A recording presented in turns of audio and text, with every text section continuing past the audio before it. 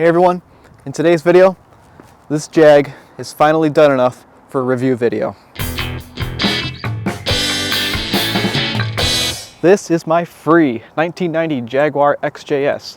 It is now rocking a 5.3 liter LS V8 with a 4L60E automatic transmission. It's been about a year and a half since I confronted my neighbor about this car that had been sitting in front of his house for about 3 years. I said, "What are you going to do with that thing?" And he said, "You know what? If you get it off my lawn, it's yours. I've had too many tire kickers with this thing. I am sick of it being here. I do not want to work on it anymore. It's time for it to go." Meanwhile, my buddy had a 2003 Yukon XL that would not pass inspection. It had a perfectly good engine and transmission in it, and he said, "I'll give it to you for 800 bucks. So I did what any good gearhead would do. I combined the two vehicles and made one that is, well, pretty awesome. I've driven this car about 300 miles now. I'm going to take you on a tour of this thing, show you everything I did to it, then we'll take it down the road and I'll talk about how it drives. So let's go. So the first order of business is showing you what's under the hood. Popping the hood on this car is kind of interesting. You have to take this lever right here, you're going to push it down.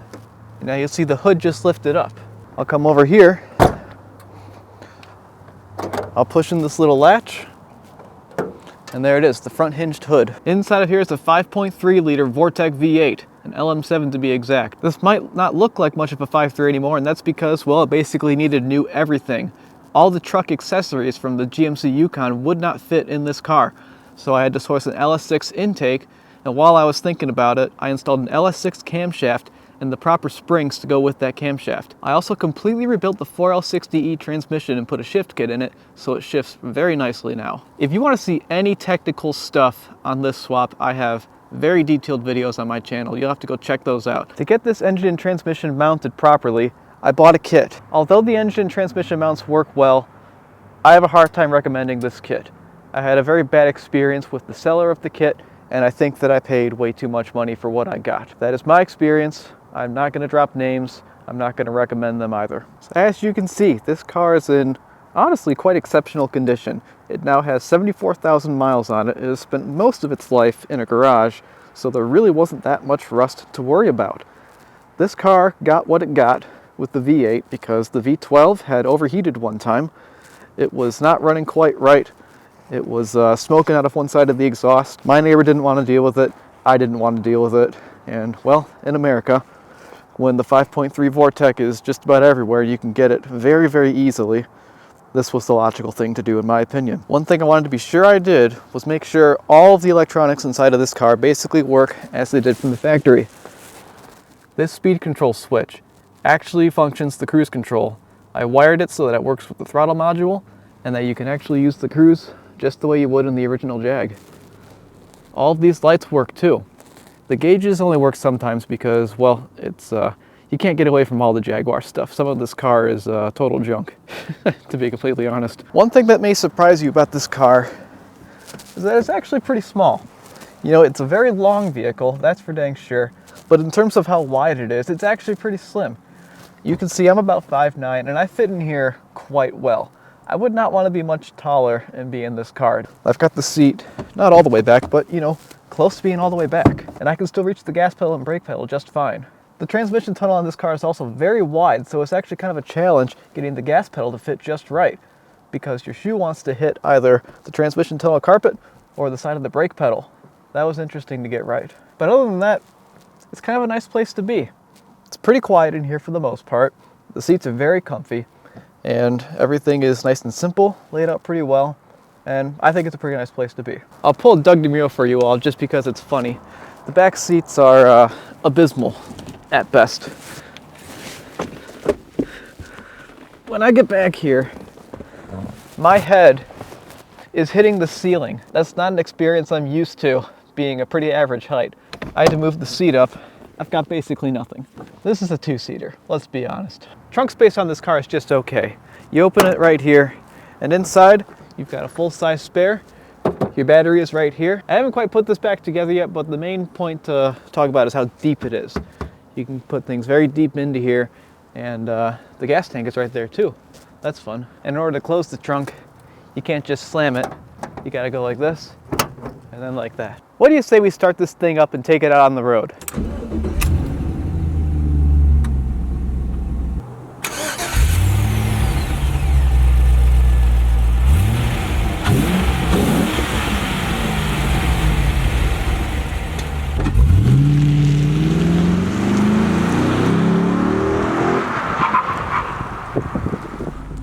everybody, it's time for the drive.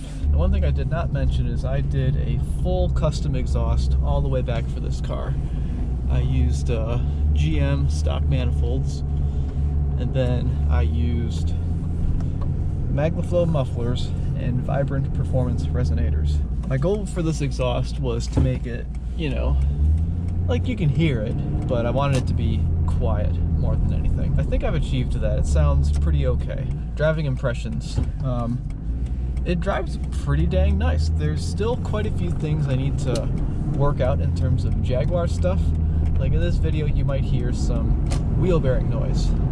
I did not properly check the wheel bearings in the back of the car, and they're in pretty bad shape, unfortunately.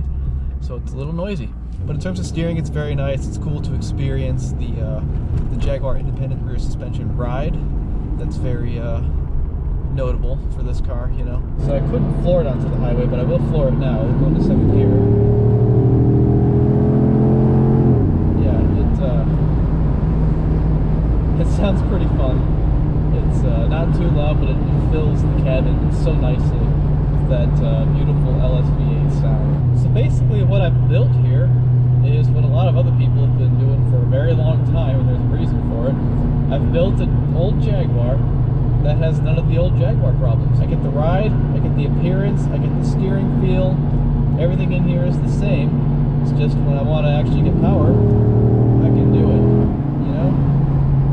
And it's not getting 12 miles per gallon like the V12 would have been getting. I'm probably getting closer to 20 or 25. One thing I really was not expecting on this journey is the number of purists out there for these cars that are willing to come at me and say how terrible and dumb of a person I am. Say things like only people that are too dumb to work on the V12 would put a V8 in it. And you know, I'd argue the opposite. I think that smart people are going to put V8s in these things, because in 2022 the V12 is a lot of work, and I respect and admire anybody who's going through the work of keeping that on the road and going through those rebuilds. Like, that's really cool.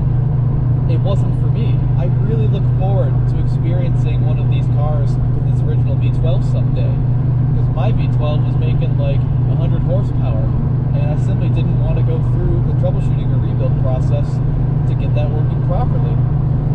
This donor engine was basically handed to me. I had experience doing this once with my Volvo, and I figured it'd be a good project to do it with this car. And the end result is fantastic. I think it's a better car. It's got better weight distribution. It's got better power. It's got better fuel economy. The only thing it doesn't have is the silky smoothness of the V12. And if you really want that, guess what? There's over 100,000 of these cars that were ever made. Like, this car is not special in that regard. That's another thing about this car. It lives in the shadow of the E-Type, one of the most beautiful cars ever made. Some may argue the most beautiful car ever made. When they stopped making the E-Type, they came out with this. Its production run lasted about 20 years, which is really something. I really like the way this car looks. It's so dang cool. And I think what's even cooler about it is thinking about the context of like when this was designed in the 70s and how long it lasted, how far it made it, all the way into the mid-90s when it was under Ford ownership. Like, there's something to be said for that. Okay, so I'm at an on-ramp. I'll go wide open throttle right here.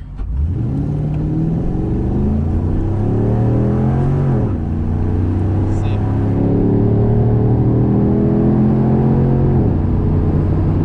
And that is fast. Maybe you heard a little tiny tire chip going from 1 to 2. That's the shift kit I put in this 4L60E. It's got enough power so when it's shifting 1 to 2, it's braking the rear tires loose with a limited slip and a 2.88 rear end ratio. But on the highway, this thing is an excellent cruiser.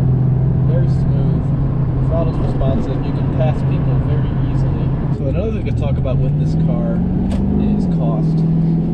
I started this project in July of 2021, and to my surprise, parts are kind of expensive. Everyone's talked about LS swaps being so cheap, so affordable, like the ultimate thing to do, the ultimate budget swap for getting V8 power out of a car that didn't have it before. And those days might be over, gotta say, because parts supply's going down. There's not as many engine blocks out there, there's not as many intakes out there that aren't melted or something, because people are, you know, drag racing these things. They're doing serious motorsport with them. And though they used to be very prominent in the junkyard maybe 10 years ago, it's just not the case anymore. So, how much money do I have into this car? The car was free. The donor was $800.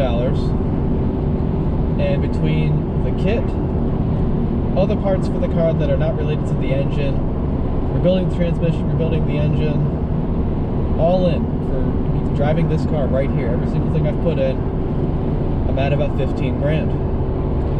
It's not exactly cheap. It's not exactly a good financial choice when the car was free. You know, the car had to be free to justify any of this. Could this have been done cheaper? Yeah, absolutely. I did not need to put an LS6 camshaft in here. I did not need to buy that swap kit. I easily could have fabricated the mounts myself, but would the angles have been right to get no drive shaft vibration? Hard to say. Hard to say whether I would have gotten it or not. I paid for the kit, so I wouldn't have to worry about that. And did I get what I paid for? I suppose so. But it was too much money.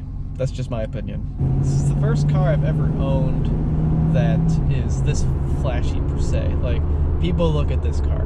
People wave at you when you're in this car. People get very excited about this car. I've not had anybody in person walk up to me, look at this thing, and call me a slob or an idiot for putting a V8 in it. Most people in person are very excited and think it's very cool. So maybe those people only exist on the internet. I don't know. But I definitely will not be taking this to a British car show. I know for a fact that this will not be welcome there, and you know what? That's okay. For this particular vehicle, this was the right choice. This is what I did. It's my car. I like it. I'm proud of it. And if you don't like it, well, good thing it's not your car. So that's about it. Thank you so much for watching this video. Thank you to everybody who stuck around for this journey. I hope this is satisfying for you to see it in its completed state, per se. The only thing left to do on it is, you know, fix the rear end issues, make it a little bit quieter, and at that point it'll basically be perfect. So thanks again. I'll see you in the next one.